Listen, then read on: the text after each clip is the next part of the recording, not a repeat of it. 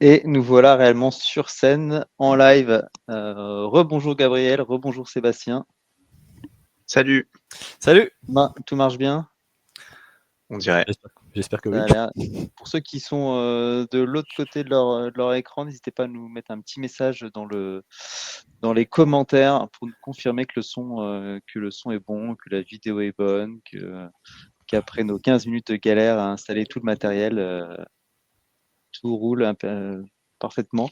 Donc aujourd'hui, on reçoit Gabriel et Sébastien de chez OVH Cloud qui nous reviennent.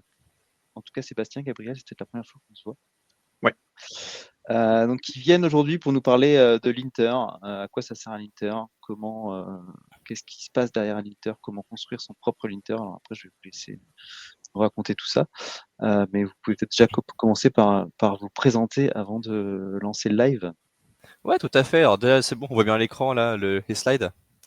On voit tout. Super. Eh ben, écoutez, effectivement, comme vient de le dire Thomas, Gabriel et moi, on va vous parler aujourd'hui des linters. Qu'est-ce que c'est qu'un linter?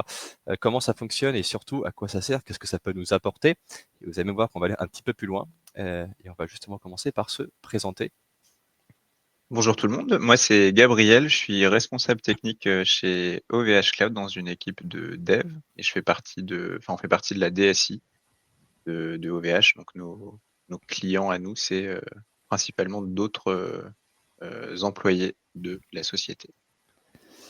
Et moi, je m'appelle Sébastien et du coup, je travaille avec Gabriel dans la même équipe chez OVH Cloud. Ok, donc pour commencer à introduire le sujet, je vais commencer par vous raconter une petite histoire. C'est l'histoire d'un petit développeur, c'est lui, c'est un jeune développeur. Il est jeune, il est dynamique, il est enthousiaste. D'ailleurs, il le dit, hein, il est enthousiaste. Il est enthousiaste parce qu'il va découvrir une nouvelle équipe. Il a hâte de découvrir la façon de coder de son équipe, la code base de son équipe. Il va se rendre assez rapidement compte que tout le monde ne développe pas de la même façon. Il va voir des erreurs qui ne sont pas gérées. Donc pour ceux qui connaissent pas le Go justement, le langage Go, le langage qu'on va utiliser pour la suite de cette conférence, les fonctions Go retournent généralement plusieurs valeurs, généralement deux. La valeur qu'on veut retourner et une erreur s'il existe. Underscore ici là, devant l'appel de la fonction, ça veut dire qu'on ne récupère pas la valeur. Donc ici on ne récupère pas l'erreur. Et donc ça c'est pas une très bonne pratique. Il voit du nesting de fou, des fonctions gigantesques ou juste du code un peu bizarre. Donc là, il était content, mais il l'a un petit peu moins. Il commence à être un petit peu triste. Il est même très triste. Et il est triste parce qu'il se rend compte que tout fonctionne ici, là vraiment tout fonctionne, mais rien n'est cohérent. Voilà. Et donc il s'est dit, bah, puisque tout fonctionne, mais rien n'est cohérent, on aurait besoin de règles en fait, on aurait besoin d'avoir des conventions partagées et d'avoir des règles un petit peu au-dessus de ce genre de langage. Ok.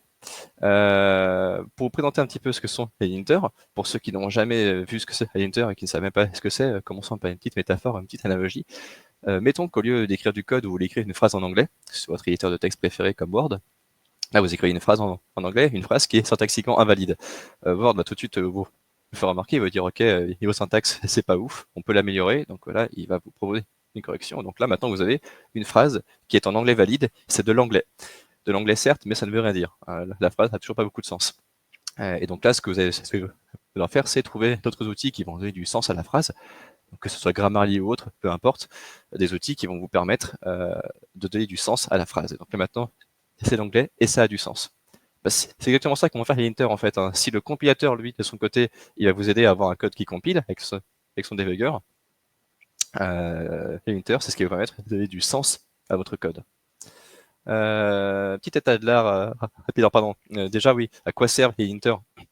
Les linters, ça sert donc à détecter vraiment tout ce qui est incohérence. Ça permet de prévenir les erreurs avant même qu'elles arrivent.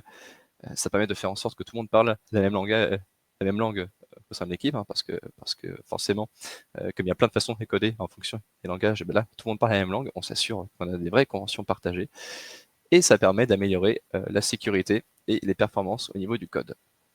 Donc voilà, ça permet de faire tout ça, et même un peu plus, vous allez le voir. En résumé, les linters, c'est votre meilleur pote. Petit état de l'art, les linters, c'est tellement notre meilleur pote qu'on le retrouve dans tous les langages les plus communs, que ce soit Python, JavaScript, TypeScript, Java, C, C++, et bien évidemment Go. Voilà un petit état de l'art sur les linters. Ce qui est intéressant à expliquer avec les linters, c'est que les linters, on n'utilise pas que des linters, on utilise aussi ce qu'on appelle les linter runners. Et Golang CI Lint, qui est le linter runner le plus connu en Go, le plus utilisé, et celui qu'on va utiliser pour la suite de cette conférence.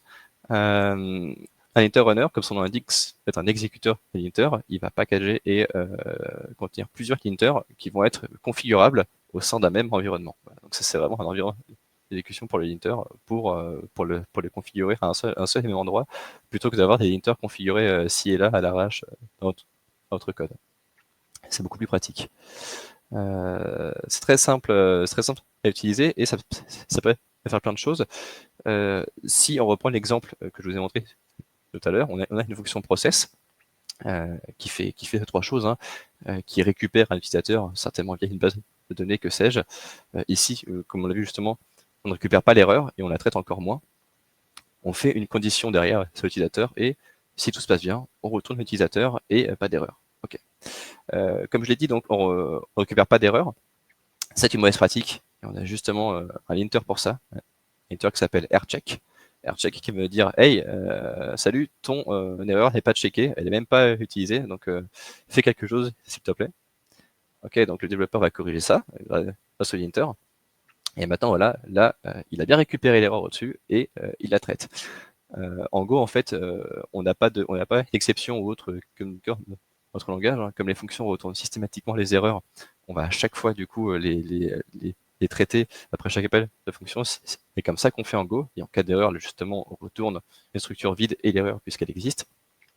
Donc là, c'est bien, on a un code qui marche beaucoup mieux. Sauf que autre petite subtilité en Go aussi, hein, vous remarquez que la fonction process commence par un P majuscule.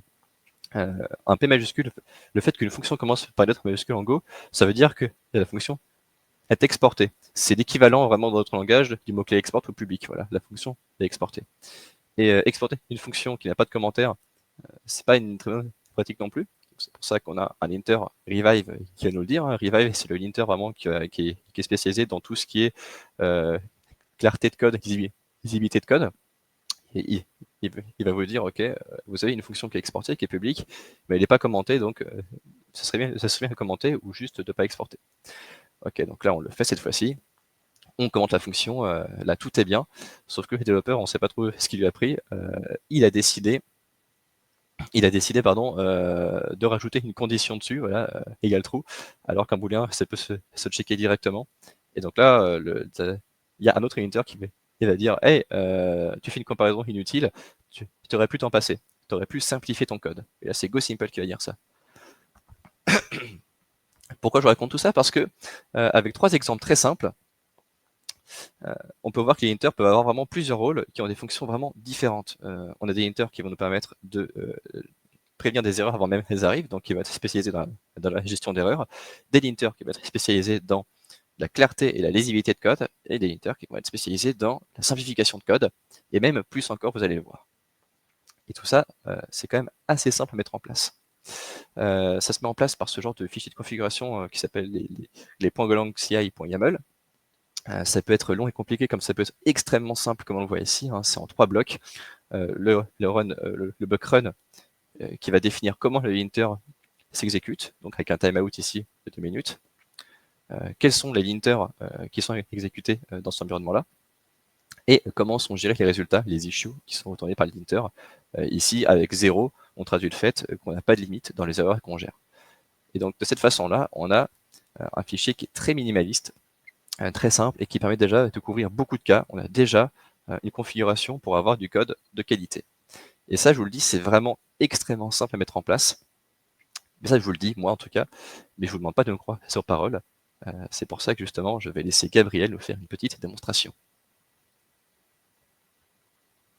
Merci Sébastien. Alors je reprends le partage d'écran.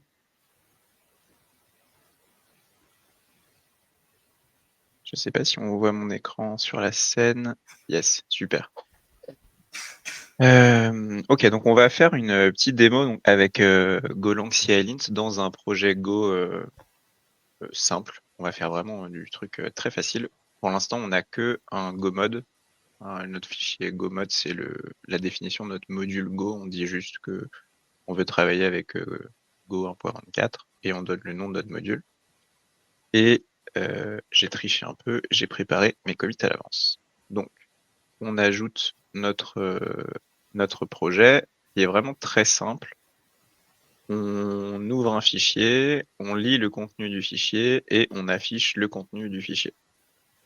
Et dans notre fichier, qu'est-ce qu'on a? On a Hello World, la classique. Et à côté, on a rajouté un petit makefile pour se simplifier la vie et pour pouvoir exécuter le projet facile. Donc, si je tape make, je vais y arriver, ouais, make run, j'ai mon projet qui s'exécute sans aucun souci.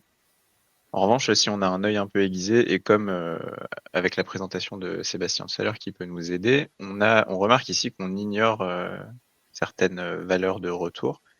Et en fait, ces valeurs de retour pour la fonction os.open et pour ioutil.readall, c'est des erreurs. Et donc, ce qui se passe, c'est que si je supprime mon fichier texte, ben, mon code s'exécute toujours, mais il se passe rien.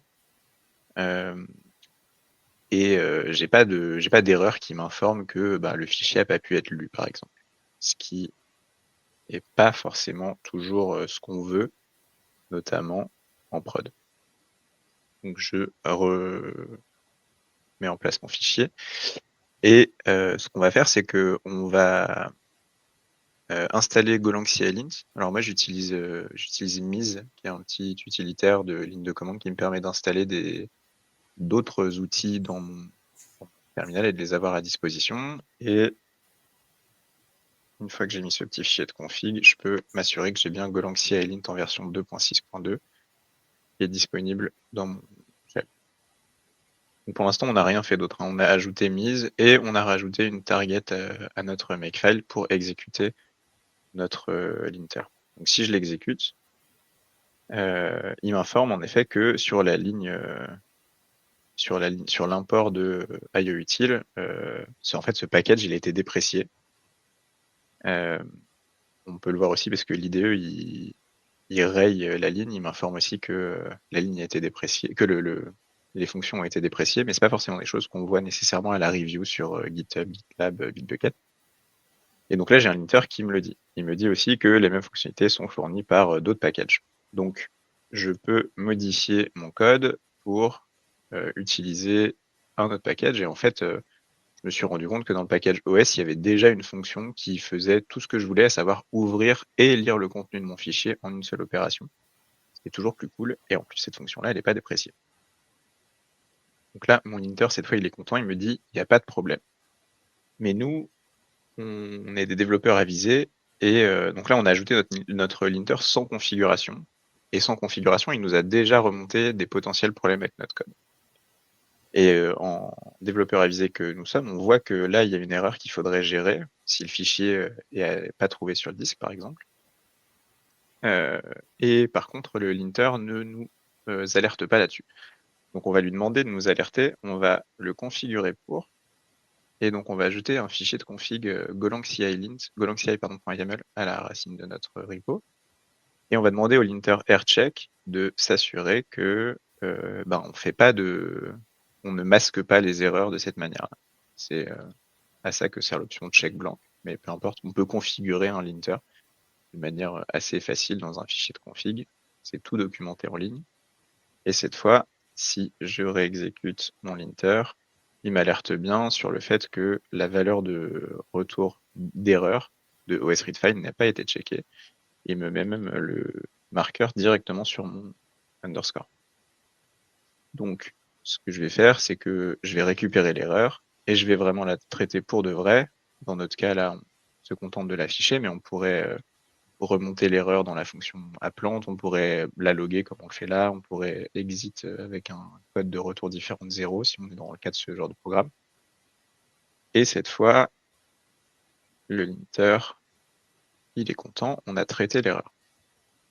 Donc là, on a vu qu'on pouvait configurer un linter qui nous remonte des problèmes. Et en fait, ce qu'on peut faire aussi, c'est ajouter des linters et demander à Golang CI-lint de réparer tout seul les problèmes qui sont trouvés. Donc, on va essayer ça avec un autre linter qui a une opinion, c'est que le code doit être aéré. C'est pas l'opinion de tout le monde, donc c'est pour ça que ce linter-là, il est désactivé par défaut, mais on peut demander à Golang CI-Lint de l'activer ici. Donc, il s'appelle WSL, ce linter, c'est White Space Linter. Donc, je décide de l'activer et je demande à Golang CI-Lint de corriger tout seul les erreurs, les diagnostics qui sont remontés par les linters quand c'est possible, quand les linters le proposent. Et donc là, si j'exécute de nouveau le linter, il me dit qu'il n'y a pas de problème, mais il a modifié mon fichier pour ajouter un espace, parce que le linter, avec son opinion, considère que ça, c'est un bloc de code où on récupère une valeur et une erreur, on traite l'erreur, et ensuite on fait d'autres choses. Donc on est d'accord ou on n'est pas d'accord, ça c'est pas tant le point de cette présentation, mais tout le monde n'apprécie pas les linters avec une opinion très forte sur le style ou sur les espaces, et tout le monde n'apprécie pas non plus d'ailleurs que les linters corrigent automatiquement les erreurs, parce que ça peut passer un peu à la trappe des fois. On se fait avoir par le linter qui corrige un truc tout seul. En fait, c'était pas la bonne correction, et puis on ajoute, on commit tout ça, et on l'a pas vu passer. Mais donc Golang CI-Lint par défaut, il n'a pas ce genre de linter activé. Les linters qui sont activés par défaut dans Golang CI-Lint, c'est des linters qui ont des défauts très sains, on va dire. Ils produisent très peu de faux positifs. Il n'y en a pas beaucoup des linters activés par défaut d'ailleurs. Et on a vu même que le aircheck est activé par défaut, mais il vérifie pas, il n'alerte pas sur tous les checks blancs, parce que des fois c'est légitime de faire ce genre de choses aussi. Donc voilà, on a vu dans cette première démo que c'est super facile d'ajouter Golang CI-Lint sur un projet sans configuration, et c'est aussi super facile de le configurer si on veut soit configurer des linters existants, soit activer des nouveaux linters. Et pour la suite de notre histoire, de notre développeur, je te repasse la main, Seb. Ouais, je vais repartager mon écran du coup. Normalement, ça devrait être pas mal. Voilà. Je pense que c'est bon. Ok. Donc merci Gabriel pour cette démo. Donc là, comme Gabriel a pu le montrer, c'est effectivement très simple d'avoir une configuration minimale et optimale sur un linter. C'est tellement simple qu'en fait, on peut intégrer tout aussi facilement notre pipeline CI/CD. Mettons par exemple qu'on a une pipeline CI/CD en 4 étapes. D'abord le build et le test, ensuite les tests d'intégration, le déploiement en pré-prod et le déploiement en prod. Et donc là, la première condition avant de commencer quoi que ce soit, c'est de se dire on passe même pas la première étape tant que la compilation et les tests unitaires ne sont pas passés. On peut très bien dire je rajoute maintenant une brique linter pour dire ok, maintenant c'est plus suffisant, je veux que le code compile, que les tests unitaires passent et que le code soit validé par les linters. Et donc là, on a un code qui est assuré une qualité minimum avant même de passer les tests d'intégration et tout déploiement. Et c'est quelque chose que je recommande fortement de faire dans un pipeline. Donc voilà, c'est très pratique et tout aussi simple à mettre en place. Ça, c'est vraiment cool. C'est cool, mais moi, j'aime pas parler des choses qui sont cool sans parler des limitations qu'il peut y avoir derrière, ou du moins des points d'attention. Déjà, pour commencer, un linter, ça ne remplace pas vos tests et vos code reviews. Donc, les tests et les reviews, c'est encore fait par des humains, tant mieux. Comme Gabriel a dit, on peut avoir des faux positifs ou négatifs, comme dans tout système. Donc voilà, c'est assez rare, mais il faut quand même y faire attention. Point très important, c'est que les linters n'ont pas de compréhension contextuelle de ce que vous faites. Les linters, en fait, ça fait de l'analyse syntaxique, et ça, on le verra plus en détail tout à l'heure. C'est vraiment purement syntaxique. Le linter ne sait pas ce que vous faites d'un point de vue vraiment contexte, d'un point de vue métier. Donc voilà, comptez pas sur les linters pour vous corriger sur les problèmes de logique, c'est vraiment de la syntaxe. Et ça, c'est les 3 points principaux en termes de mutation. Avec Gab, on avait peut-être pensé à un autre, c'est qu'on s'est dit ouais, c'est mal parce que les linters, il y en a quand même plein qui sont disponibles et on peut couvrir plein de besoins avec. Sauf que quand on a des besoins plus spécifiques, on se retrouve un peu limité parce qu'on est forcément limité à ce qui existe déjà. On est limité aux règles qui sont déjà définies.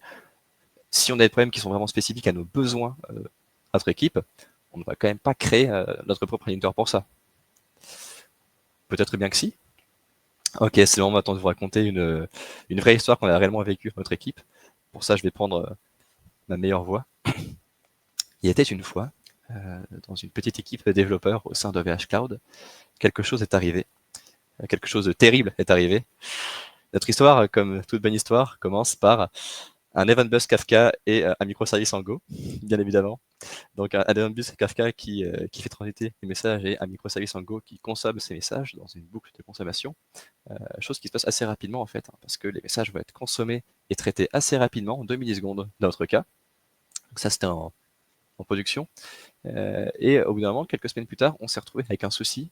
On a commencé à remarquer que le temps d'exécution et de process de ces messages a commencé à s'agrandir de plus en plus.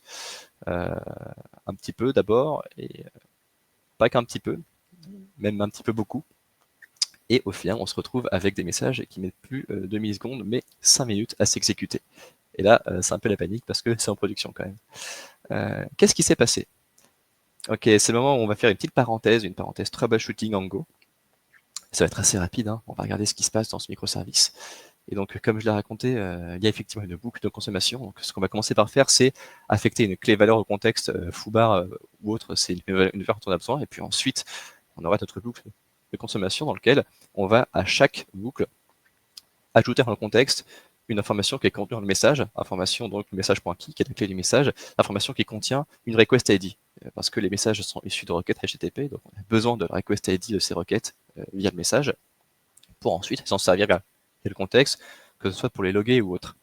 Donc là, ce qu'on a essayé de faire en fait avec cette simple ligne de code, contexte égale contexte.useValue, c'est de dire, ok, le contexte, on veut affecter pour la clé request ID la valeur de la request ID qui est contenue au message.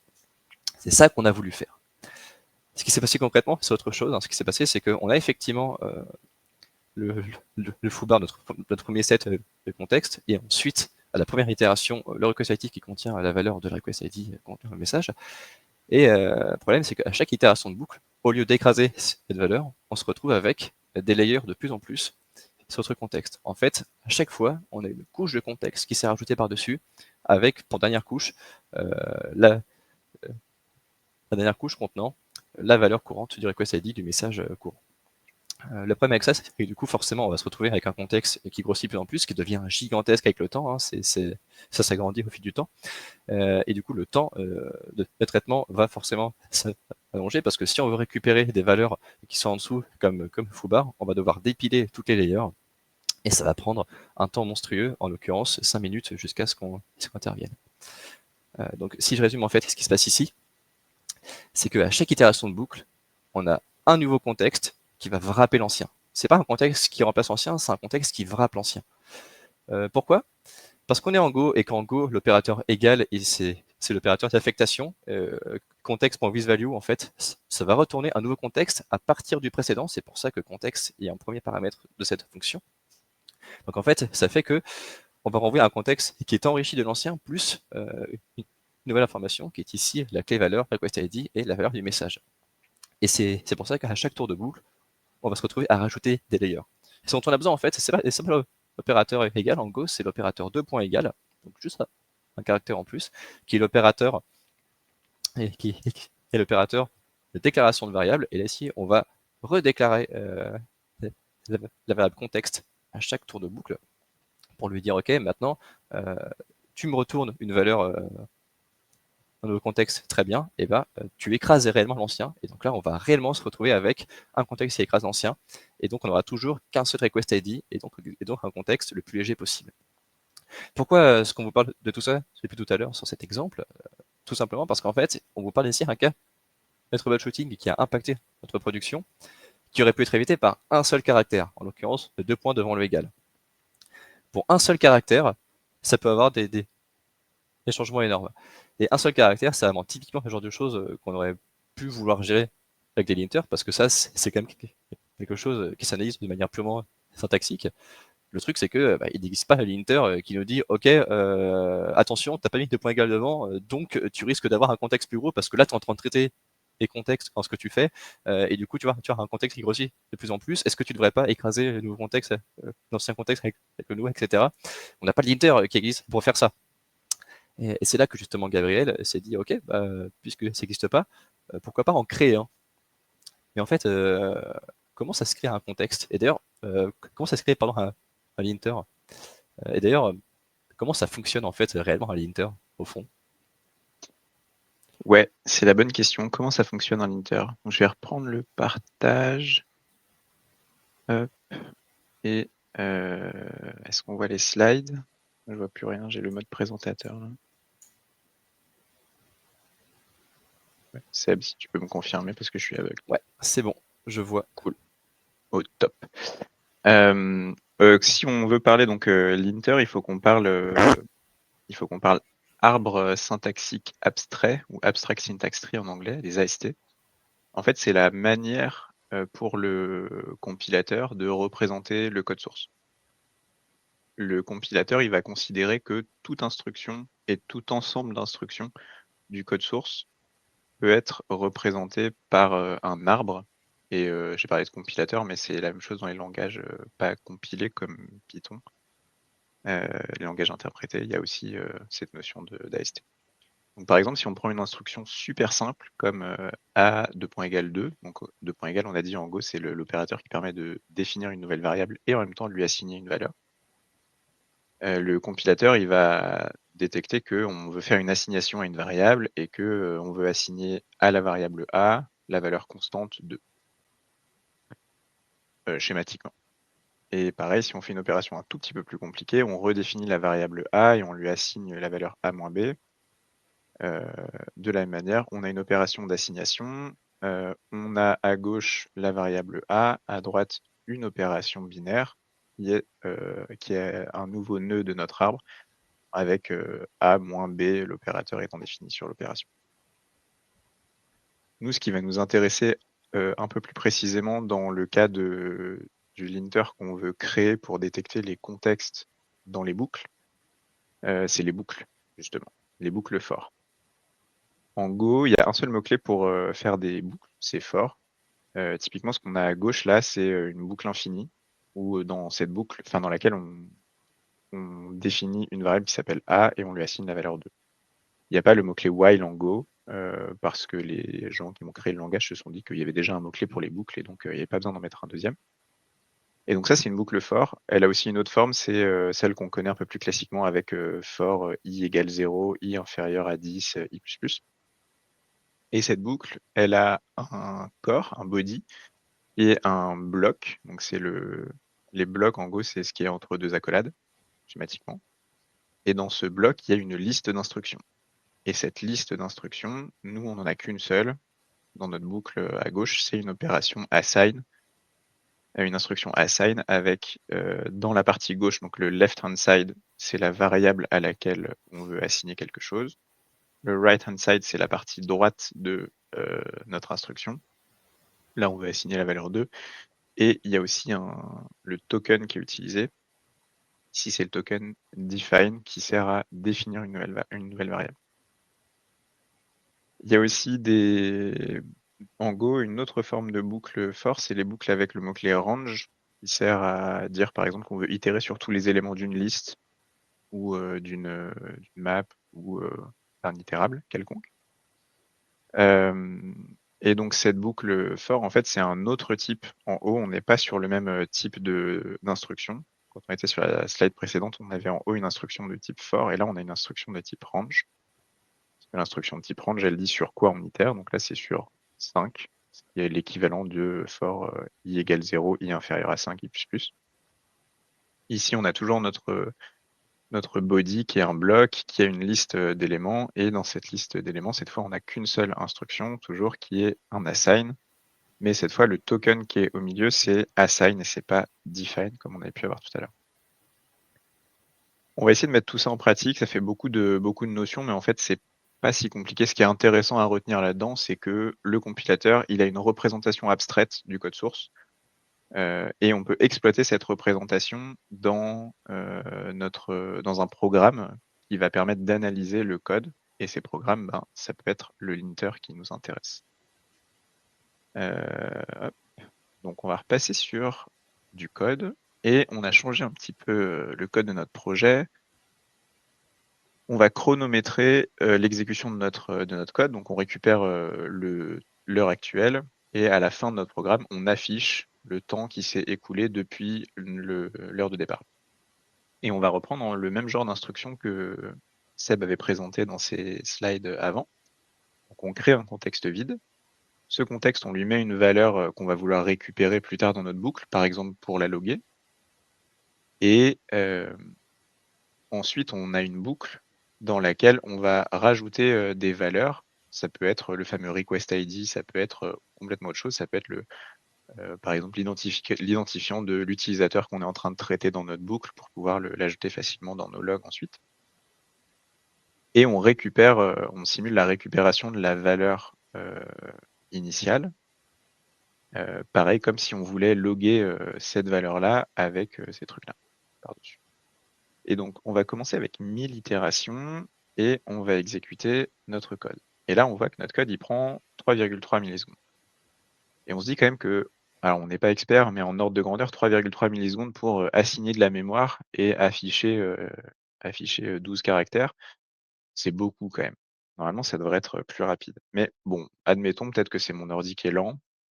En tout cas, ce dont on est à peu près sûr, c'est que vu l'algorithme là, on a une boucle, on itère dessus, on fait pas des trucs trop bizarres avec des itérations croisées de tableaux ou je sais pas. Donc si on multiplie par 10 le nombre d'itérations dans ma boucle, bah, mon code devrait prendre 10 fois plus de temps à s'exécuter. Donc je devrais avoir un résultat, si je réexécute là, de l'ordre de grandeur de 33 millisecondes. Et en fait, on s'aperçoit que l'ordre de grandeur, c'est pas x10, c'est x100. Donc on a fait x10 sur le nombre d'opérations qu'on fait intentionnellement, on va dire, et pourtant le code il met 100 fois plus de temps à s'exécuter. Si on rajoute un 0 là, on va reprendre 100 fois plus de temps, donc on va passer sur quelque chose comme genre 30 secondes pour 100 000 itérations où on n'a rien fait en fait. Et on voit bien que si on rajoute ici la définition, si on remplace notre opérateur d'assignation par un opérateur de définition de variable, donc si on écrase le contexte et que je réexécute, en fait mon code il prend 600 microsecondes à s'exécuter, donc moins d'une milliseconde. On a du coup un truc qui prend presque 1000 fois moins de temps à s'exécuter, juste avec un fixe de 1 caractère. Donc on va quand même essayer de détecter les ces oublis de redéfinition de contexte et pour ça, on va faire un linter. J'ai toujours mes petits commits qui sont tout prêts. En fait, ce qu'on va vouloir avec notre linter, je parlerai du commentaire juste après. Un linter, c'est quoi en Go? En Go, c'est un analyseur du package Analysis qui fait pas partie de la lib standard, mais qui est quand même développé par les équipes de Go.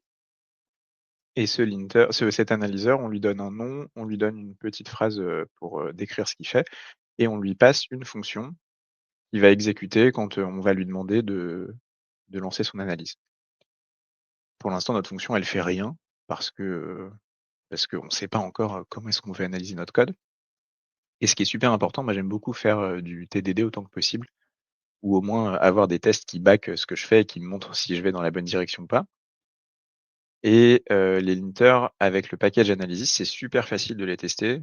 On va utiliser en fait du code source qu'on a à côté. Donc là, on va réutiliser notre projet de test et on va demander au package analysis test d'exécuter le test sur les données de test avec notre analyseur. Et notre projet de test, du coup, on lui a rajouté un petit commentaire magique. Ce commentaire magique, il sert à indiquer à l'outil de test que sur cette ligne-là, on veut avoir un diagnostic qui match cette phrase-là. Donc, on veut que notre linter, il dise sur cette ligne uniquement, il y a un contexte qui est imbriqué dans une boucle. Toutes les lignes de code de ce fichier-là, elles agissent comme des tests unitaires. C'est-à-dire que là, on veut qu'il y ait l'analyse qui soit émise, mais on veut que sur cette ligne-là, il n'y ait aucune analyse. Et pareil sur toutes les autres lignes. Donc les 22 lignes de code que j'ai là sont un peu comme chacune des tests, presque un peu chacune comme des tests unitaires, pour notre linter. Et j'ai rajouté aussi une petite target make pour facilement tester mon code. Donc si je lance mes tests, je m'aperçois que mon test échoue parce qu'il me dit qu'il n'y a pas de diagnostic qui a été, rapporté qui match nested context in loop, qui est ce qu'on avait demandé dans le commentaire. Donc on va aller dans le code de, heu, notre analyseur et on va essayer d'analyser des choses. Donc qu'est-ce qu'on veut faire? On va d'abord commencer par dire qu'on veut, que notre linter, il s'exécute on va ajouter une dépendance en fait. On veut que, le linter inspect, il soit exécuté avant notre, enfin pardon, l'analyseur inspect, il soit exécuté avant notre analyseur run. L'analyseur inspect, lui, il rapporte pas de problème, mais il va nous faciliter la vie parce que derrière on peut, le récupérer et on peut l'utiliser pour filtrer les nodes sur lesquels on va agir. Donc là, avec, cet ensemble d'instructions, on dit qu'on veut exécuter cette fonction-là, là, mais uniquement sur des nodes qu'on pourra caster en range statement. Donc range statement, on a vu tout à l'heure que c'était les boucles for, de ce type-là, for range quelque chose. Hem, donc là, notre fonction, elle va s'exécuter sur tous les nœuds de type range statement qu'on passe au code à analyser.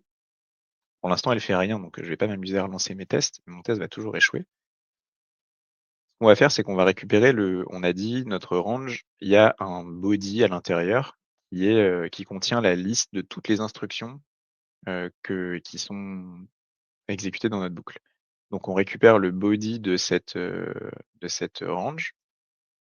Ça, c'est une instruction en Go qui sert à faire des assertions de type. Donc là, on a une interface, c'est un type, un peu générique et on veut le type concret en dessous. On veut vérifier si c'est un range statement. Si c'est un range statement, on récupère son body et si c'est pas un range statement, ce qui ne devrait pas arriver parce que l'inspecteur nous garantit qu'il nous passe que des ranges, on return et on passe notre body dans une fonction qui est celle qu'on va faire évoluer ensuite.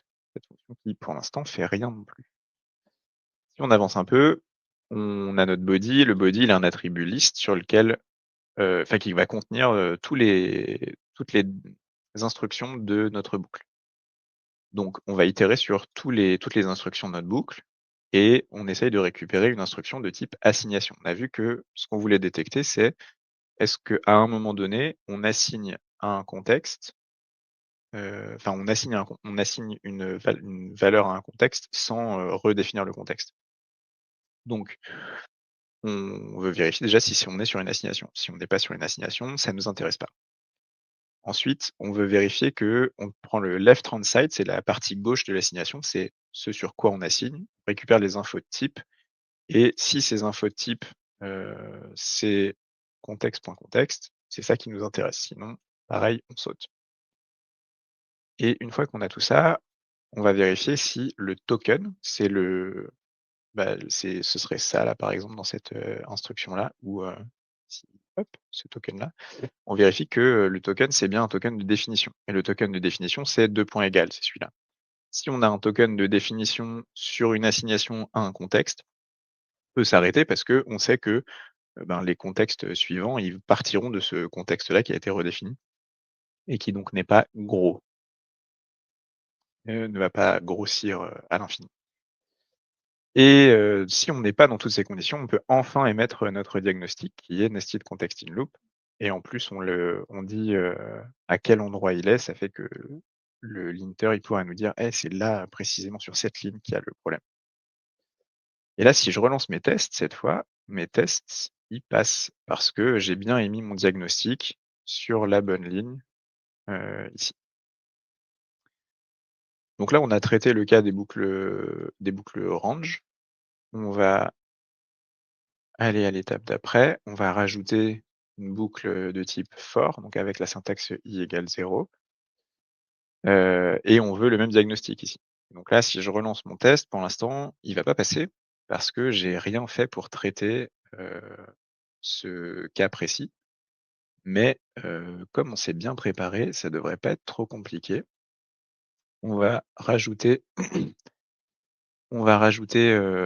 au filtre qu'on passe à l'inspecteur, on lui dit qu'on veut aussi les for statements et dans notre switch case ici, on dit que quand on a un for statement, on récupère aussi le body. Et une fois qu'on a le body, on le passe et notre fonction de traitement, elle n'a pas eu besoin de changer. Et si je relance mes tests, cette fois mes tests passent sans problème. Il manque une dernière petite chose pour que notre linter il soit utilisable par quelqu'un d'autre que nos fichiers de test et qu'on puisse l'utiliser par exemple dans une pipeline de CI/CD individuellement, c'est qu'on va le rendre exécutable. Et on va le rendre exécutable en rajoutant une fonction main. Et cette fonction main, en fait, elle fait juste un appel à single checker, qui est un autre package qui est fourni dans le gros package analysis. Et on lui dit en fait qu'on veut juste exécuter notre analyseur à nous. On a ajouté une target make pour build notre projet, notre linter, pardon. Et si j'exécute le linter, donc là on n'est plus dans le cas des tests, donc il va nous indiquer les 2 lignes sur lesquelles il y a des problèmes. Il nous dit bien que sur la ligne 16 et sur la ligne 21, j'ai des contextes qui sont probablement dans des boucles et que je peux fixer comme ça. Hop, et là, si je relance mon linter, cette fois, il me dit qu'il n'y a plus de problème. Et donc ça conclut ça conclut notre deuxième démo. On se rend compte que finalement, écrire un linter, bah là, on l'a fait en 70 lignes de code et on a un linter qui détecte des vrais problèmes qui peuvent se produire en prod. Et tout à l'heure, on a parlé de traitement de messages d'une boucle Kafka. On a vraiment observé ce temps grossir de manière continue. En fait, on ne savait pas ce qui se passait. Chaque fois qu'on redémarrait le service, on voyait que c'est bon, les temps reprenaient tranquillement. Et puis, après un petit peu de temps d'exécution, on voyait que ça recommençait à s'allonger. On se demandait ce qui se passait. Et, euh, Et voilà, donc c'est ce linter-là, ce type de linter-là qui peut nous permettre de détecter des vrais problèmes en prod et c'est pas si compliqué que ça à écrire. Je vais reprendre, hop, mes slides. Hop.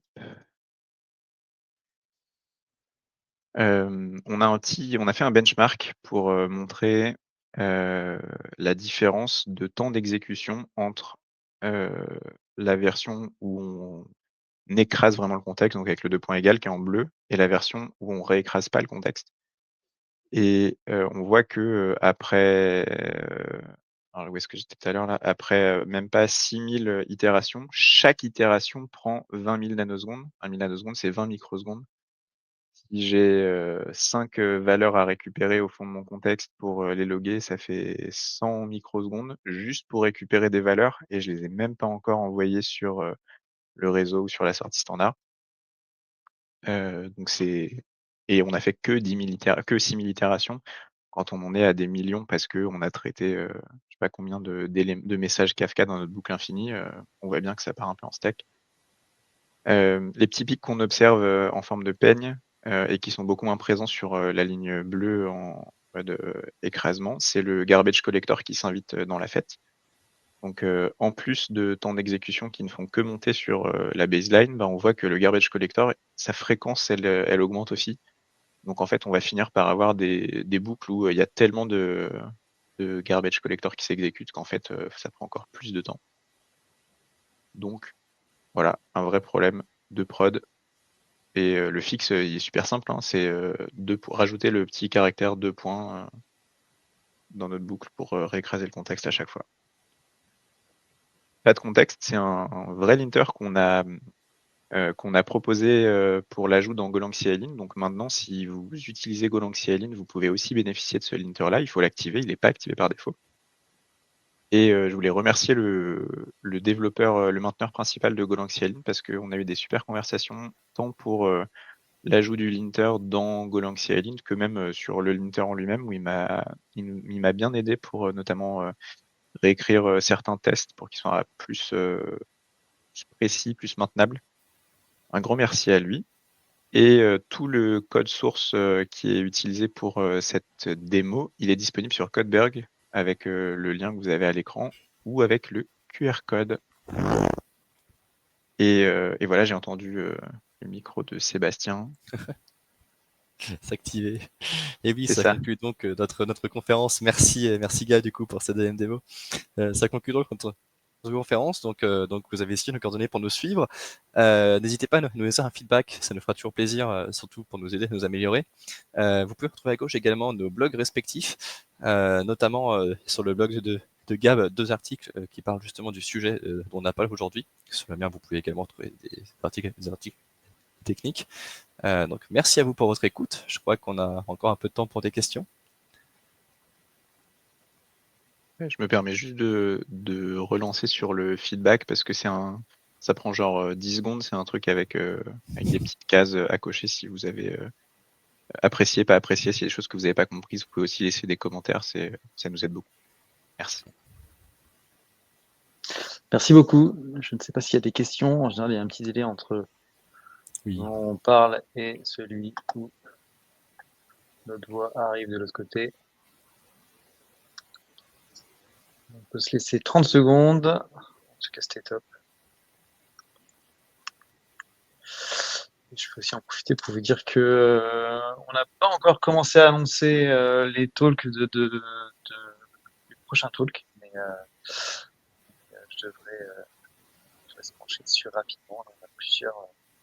On a plusieurs qui sont dans les tuyaux et donc on a déjà notre début d'année 2026 qui est calé. Écoutez, je ne vois rien apparaître. Je pense qu'on va pouvoir en rester là. Et puis au pire. Ah si, tac tac tac. Est-ce que vous avez un exemple de faux positif négatif? C'est une bonne question. Alors, j'en ai pas en tête là directement. Mais en effet, c'est un très bon point. Les linters, ils peuvent produire des faux positifs. Ils peuvent aussi produire des faux négatifs. Donc là, si on reprend le linter qu'on a écrit ensemble, qui fait où il y a nos 70 lignes de code, ce linter, il n'ira pas dans sa version actuelle chercher les contextes qui sont réécrasés, par exemple, dans des ifs ou dans des sous-blocs de code. C'est quelque chose qui s'ajoute, c'est pas compliqué, mais il faut le faire. Donc ça, c'est un exemple de faux positif, parce que si j'ai un if-else où dans chaque if-else, je réécrase peut-être pas le meilleur exemple, mais on peut avoir des faux positifs comme ça. En tout cas, notre linter, là, il est pas parfait, il va pas faire de la récursion. Il va oublier des choses. Donc il va probablement report des contextes alors qu'ils ont déjà été écrasés. On peut avoir ça dépend aussi de la notion de faux positif, des linters comme Revive qu'on a présenté tout à l'heure, où il nous demande d'ajouter des commentaires. Ça peut être, il y a certaines équipes qui adorent la discipline d'ajouter des commentaires sur toutes les fonctions exportées. Il y a d'autres équipes que au bout de 3 fonctions commentées, ça va gonfler au possible. Et c'est un choix c'est un choix à faire. C'est pas du tout, il y a pas de, chacun juge son code comme il l'entend. Ça peut être un exemple de faux positif selon ce qu'on appelle faux positif. Et je crois que j'avais lu un article il y a pas super longtemps où il me semble que ça s'appelle The Day the Linter Broke My Code. Hop, que je vous partage. Voilà, sur le blog de Fillmore Labs, où l'autofix, il me semble que c'est l'autofix du linter là-dedans. Je sais plus si c'est l'autofix. Ou alors ils ont suivi les conseils du linter et en fait le conseil du linter était pas bon et il a cassé leur code de manière assez subtile. Je sais pas si on peut vous envoyer des liens après, mais l'article était intéressant à lire.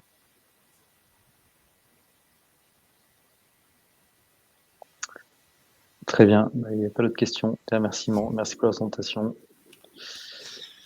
Et Ambre aussi qui vous fait un petit coucou et qui vous remercie pour l'illustration concrète. Merci pour votre Je écoute. propose qu'on en reste là. Encore merci Gabriel, merci Sébastien. On se dit Merci à toi. très bientôt et puis bonne app pour ceux qui n'ont pas encore eu l'occasion de manger. Merci. Merci Salut. encore à tous. Salut.